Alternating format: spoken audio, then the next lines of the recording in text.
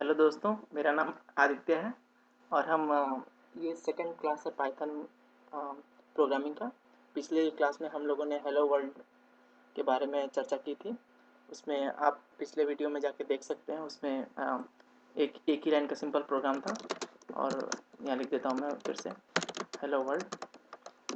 इसको एग्जीक्यूट करने से क्या होता है, नीचे जाके IDE1 में एग्जीक्यूट करेंगे हम और आप देखिए कि यहाँ पे हेलो वर्ल्ड प्रिंट हो जाएगा। हेलो वर्ल्ड यहाँ पे नीचे हेलो वर्ल्ड प्रिंट हो गया है यहाँ पे नीचे। ओके, अब हम उसको इस डिस्कशन को आगे बढ़ाएंगे। तो देखिए, ये जो लाइन नंबर 1 है उसमें ये हैश से शुरू होता है और नीचे इसमें लिखा हुआ your code goes here. Okay, इसमें क्या है कि कोई भी लाइन जो पाइथन में अगर वो हैश सिंबल से शुरू होता है, हैश को कभी कभी पाउंड सिंबल भी कहते हैं, तो हैश से जो भी लाइन शुरू होगी वो एक कमेंट है। कमेंट का मतलब क्या है कि वो सिर्फ प्रोग्रामर की सुविधा के लिए है। उसमें प्रोग्रामर उसमें एक्सप्लेन कर सकता है अपने वर्ड्स में कि मैं यहाँ कर क्या रहा हूँ। तो जैसे हम यहाँ लिख सकते हैं कि प्रिंट हेलो वर्ल्ड, ऐसे लिख दिए।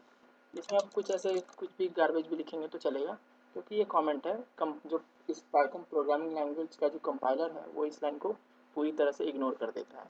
इसमें कुछ भी वो लाइन एग्जीक्यूट होता ही नहीं। देखिए, फिर से हम इसको रन करेंगे। नीचे जाके IDE1 पे क्लिक कीजिए और ये फिर से देखिए हेलो वर्ल्ड प्रिंट हो गया।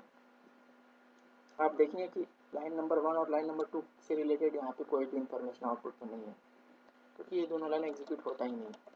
ओके, अब देखिए, अब हम उसी तरह लिख सकते हैं। एक दूसरा लाइन लिखेंगे प्रिंट 100 प्लस 200 और यहाँ पे लिखेंगे प्रिंट 300।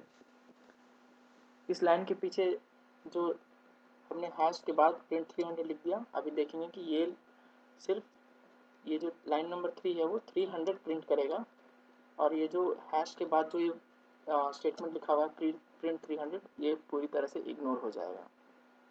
जैसे अभी हम फिर से एग्जीक्यूट करते हैं इसको और देखिए हेलो वर्ल्ड प्रिंट हुआ और 300 प्रिंट हुआ।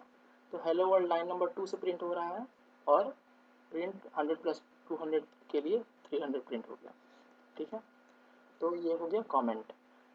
कमेंट अभी जैसे छोटा प्रोग्राम लिख रहे हैं तो इसमें आपको ज़रूरत समझ में नहीं आ रहा होगा, लेकिन जैसे कोई बड़ा प्रोजेक्ट होता है जहाँ पे बहुत सारे लोग काम करते हैं, तो एक प्रोग्रामर ने जो प्रोग्राम लिखा है वो दूसरे को समझने की ज़रूरत पड़ती है।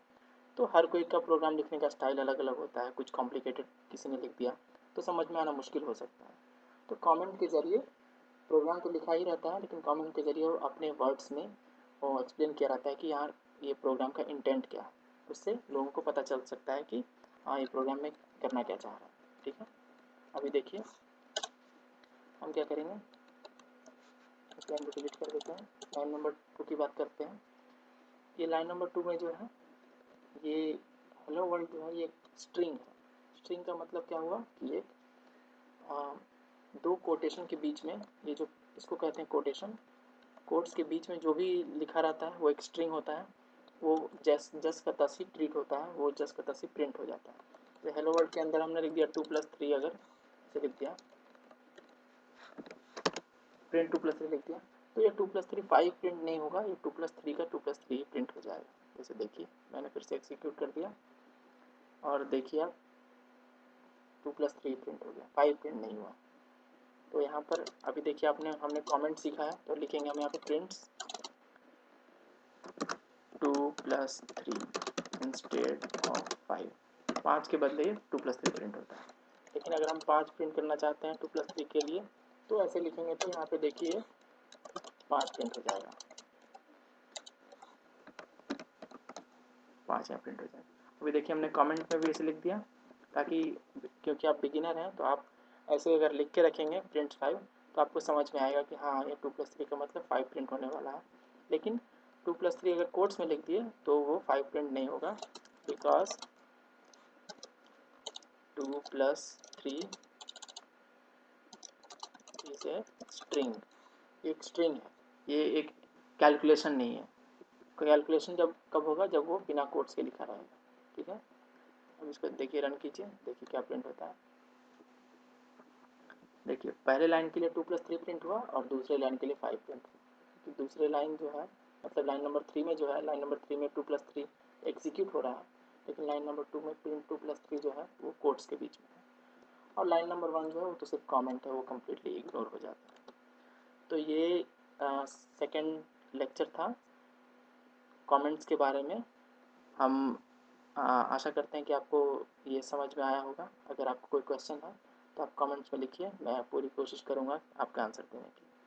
धन्यवाद।